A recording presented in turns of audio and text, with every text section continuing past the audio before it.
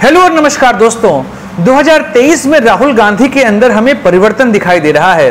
दो ऐसे इवेंट हुए जिसके बाद से हमें यह समझ में आ रहा है कि राहुल गांधी एक परिपक्व नेता के रूप में हमारे सामने आए हैं। आज की वीडियो में चर्चा करेंगे कि आखिर यह दो मुद्दे कौन से हैं और वर्तमान समय में जिस तरीके से राहुल गांधी ने ओबीसी का मुद्दा उठाया है, ऐसे में क्या वह एक ऐसे राजनेता बनते जा रहे हैं जो कि ओबीसी कम्युनिटी से है नहीं, उसके बाद भी ओबीसी का मुद्दा बढ़ चढ़कर उठा रहे हैं। चर्चा करेंगे आज के वीडियो में। तो फिर नमस्कार दोस्तों, मैं हूं सुधांशु और आप देख रहे हैं द स्वदेश।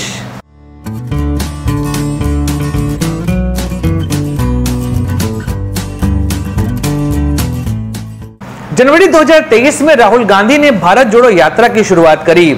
हर किसी ने यही समझा कि राहुल गांधी का एक और मेकओवर हमें यहां देखने को मिलेगा। शुरुआत में हर किसी ने भारत जोड़ो यात्रा को खारिज किया। जनता, राजनेता और सरकार, किसी ने यहां तक इस भारत जोड़ो यात्रा को अहमियत नहीं दी।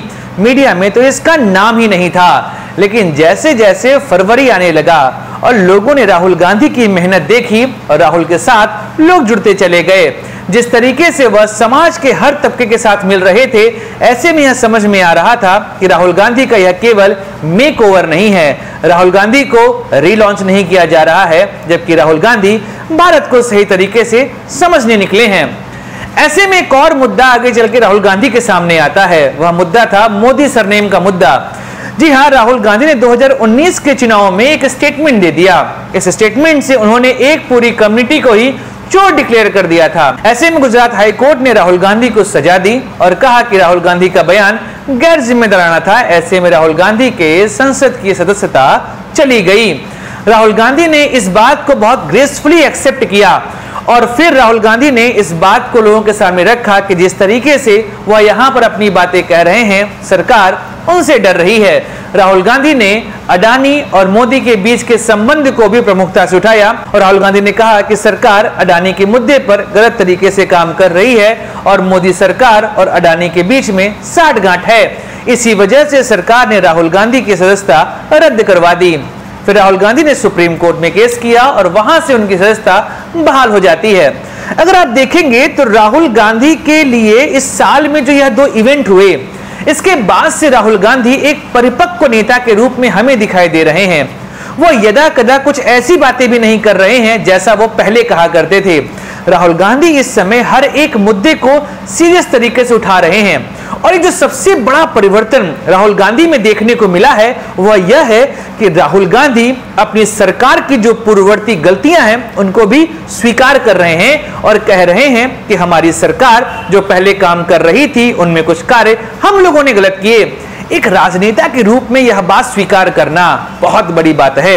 अगर आप देखेंगे तो कई सारी पार्टियां ऐसी गलती करती है जो गलती आने वाले समय में उसके लिए एक ऐसा कार्य बन जाती है कि उसकी सरकार तक चली जाती है और ऐसे में वह पार्टियां अंदर खाने में तो स्वीकार करती हैं कि उनसे गलती हुई, लेकिन सामाजिक रूप से जनता के सामने वह यह बात स्वीकार नहीं कर पाती।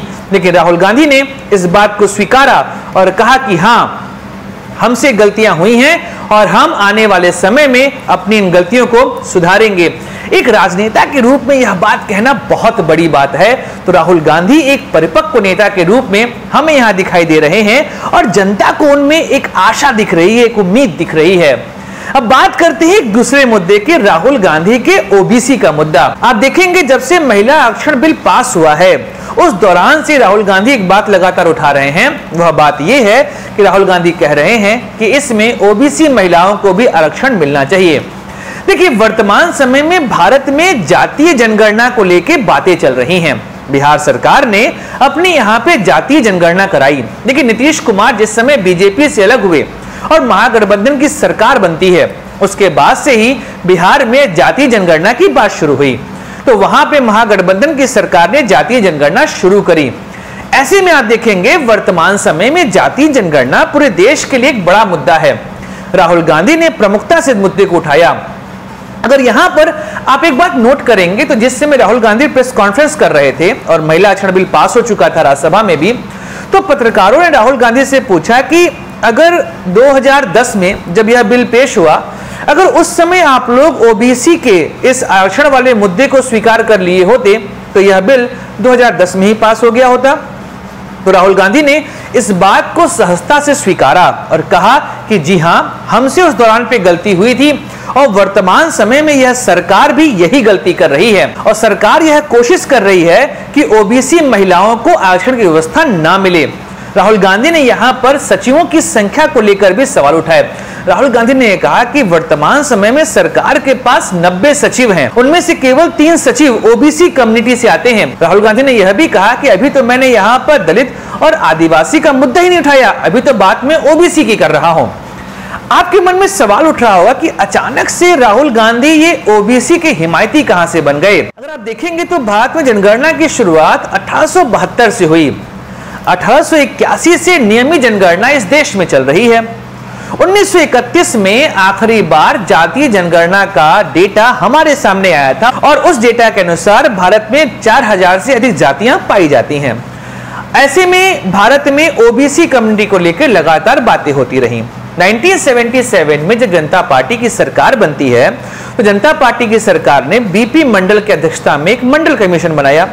इस मंडल कमीशन ने 1931 के सेंसस डेटा के आधार पर ही ओबीसी आरक्षण के विषय में बात कही और कहा कि 27% आरक्षण जो है ओबीसी कम्युनिटी को मिलना चाहिए। इंदिरा गांधी की सरकार 1980 में बनती है और राजीव गांधी 1984 में प्रधानमंत्री बनते हैं। इन दोनों ने मंडल कमीशन की रिपोर्ट को दबा के रखा।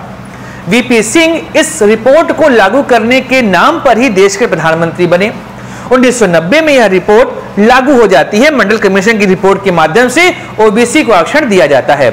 पूरे देश में आग लग चुकी थी, हर तरफ सवर्ण और ओबीसी के बीच में झड़पें हो रही थी, लेकिन सरकार ने दृढ़ता से ओबीसी आरक्षण की व्यवस्था करी। उसके बाद से कई बार ऐसा हुआ कि देश में ओबीसी की कितनी जातियां हैं इसको लेकर हमें सेंसस करना चाहिए, लेकिन कोई भी सरकार इसको लेकर राजी नहीं हुई। 2011 में जब मनमोहन सिंह की सरकार थी, उन्होंने जनगणना कराई। इस जनगणना में उन्होंने जाति जनगणना की भी बात कही, लेकिन 2011 की जनगणना की रिपोर्ट जब तक आती तब तक सरकार बदल चुकी थी। उधर भाजपा ने प्रधानमंत्री पद के लिए नरेंद्र मोदी का नाम डिक्लेयर कर दिया, जो कि ओबीसी कम्युनिटी से आते हैं। ऐसे में भाजपा ने ओबीसी का मुद्दा प्रमुखता से उठाया और प्रधानमंत्री बनने के बाद नरेंद्र मोदी ने ओबीसी कम्युनिटी को जोड़ने का प्रयास किया और यह जोड़ने का मुद्दा मुख्यतः हिंदुत्व के मुद्दे पर था। ऐसे में बीजेपी को पता है कि अगर जातीय जनगणना की रिपोर्ट बाहर आ जाएगी तो ऐसे में ओबीसी कम्युनिटीज जो हैं वह जाति में अलग अलग बढ़ जाएगी। ऐसे में क्षेत्रीय पार्टियों को फिर से संजीवनी मिल जाएगी। अगर आप डेटा देखेंगे तो 2014 के इलेक्शन में बीजेपी को लगभग 20% के आसपास ओबीसी वोट मिले थे, लेकिन 2019 के चुनाव में यह बढ़कर 44% तक हो गए। ऐसे में बीजेपी को पता है कि ओबीसी का मुद्दा उनके लिए एक ऐसा मुद्दा है कि अगर वह जाति जनगणना के लिए तैयार होंगे तो कहीं ना कहीं बीजेपी को इससे घाटा होगा और हिंदुत्व का मुद्दा जो बीजेपी प्रमुखता से उठाती है वह दूर हो जाएगा उससे। इधर राहुल गांधी को पता है कि कांग्रेस के पास सवर्णों का वोट बैंक तो जा चुका है। अगर आप देखेंगे तो सवर्ण जो है वर्तमान समय में बीजेपी को वोट करते हैं, जो कि एक समय कांग्रेस को वोट किया करते थे। ऐसे में कांग्रेस को अगर अपनी सत्ता फिर से पानी है तो उसे बीजेपी के ओबीसी वाली कार्ड ढूंढनी पड़ेगी। तो ऐसे में आप देखेंगे राहुल गांधी वर्तमान समय में ओबीसी का मुद्दा प्रमुखता से उठा रहे हैं, चाहे वह जातीय जनगणना हो और चाहे महिला आरक्षण में ओबीसी को अलग से आरक्षण देने की व्यवस्था हो। राहुल गांधी को आप देखेंगे तो भारत जोड़ो यात्रा के बाद वह वहां गए जहां पर ओबीसी कमेटी ज्यादातर काम करती है। अभी आप देखेंगे राहुल गांधी अचानक से कुली के पास पहुंच गए और वहां पर जितने भी कुलीस थे उनके साथ मिलकर राहुल गांधी ने चर्चा करी। राहुल गांधी कभी ट्रक में बैठ जाते हैं, कभी खेतों में पहुंच जाते हैं और ऐसे में आप देखेंगे इन सब कम्युनिटीज में उन लोगों के नंबर ज्यादा हैं जो ओबीसी कम्युनिटी से आते हैं। ऐसे में राहुल गांधी का प्रयास है कि वो ओबीसी के अंदर अपनी पैठ बढ़ाएं। भारतीय प्रधानमंत्री मोदी के पास दो सबसे बड़े एज हैं। पहला तो यह है कि वह स्वयं ओबीसी कम्युनिटी से आते हैं और दूसरा कि वर्तमान समय में उन्होंने ओबीसी कम्युनिटीज को हिंदुत्व के मुद्दे पर जोड़ दिया है।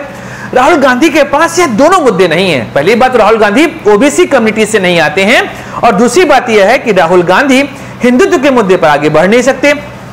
तो ऐसे में राहुल गांधी वर्तमान समय में उन कम्युनिटीज के पास जाने का प्रयास कर रहे हैं जहां पर ओबीसी अच्छी खासी संख्या में है और ओबीसी महिलाओं को आरक्षण देने का समर्थन करके राहुल गांधी ओबीसी महिलाओं के अंदर भी पैठ बनाना चाहते हैं। इस तरीके से राहुल गांधी को पता है कि अगर वह ओबीसी का मुद्दा प्रमुखता से उठाएंगे तो आने वाले समय में कांग्रेस को चुनाव में फायदा होगा। और आप देखेंगे आने वाले समय में जो विधानसभा चुनाव होने हैं, यह चुनाव मुख्यतः उन बेल्ट्स में है जहां पर ओबीसी कम्युनिटी ज्यादा है। चाहे आप राजस्थान देखें, एमपी देखें, छत्तीसगढ़ देखें, उधर आप देखेंगे कर्नाटक में भी ओबीसी कमेटी ने कांग्रेस को भरकर वोट दिया। ऐसे में राहुल गांधी को पता है कि आने वाले समय में अगर वह ओबीसी कम्युनिटीज के बीच में अपनी पैठ बना ले गए तो फिर 2024 के चुनाव में राहुल गांधी और कांग्रेस की जीत निश्चित है। और इंडिया गठबंधन में भी राहुल गांधी को पता है कि ऐसी पार्टियां हैं जो कि ओबीसी कमेटी के अंदर अच्छी खासी पैठ बनाए रखती हैं। ऐसे में अगर राहुल गांधी चाहते हैं कि कांग्रेस को इंडिया गठबंधन में अच्छी खासी सीटें मिले तो उन्हें ओबीसी कम्युनिटीज के अंदर अपनी पैठ बनानी पड़ेगी। इस वजह से भी राहुल गांधी इस समय ओबीसी का मुद्दा उठा रहे हैं। तो हम देखते हैं कि राहुल गांधी के अंदर 2023 में ऐसे परिवर्तन आए हैं कि 2024 के चुनाव में जनता उन्हें अपने विकल्प के तौर पर एक देख सकती है। तो ऐसे में राहुल गांधी के लिए बड़ी अच्छी बात है, ऐसे वो काम करते रहें और देश को एक अच्छा विकल्प प्रदान करें। दोस्तों आज के वीडियो को यहीं समाप्त करते हैं, मिलेंगे अगले वीडियो में। जय जय सुधांशु को जय हिंद, वंदे मातरम, भारत माता की जय।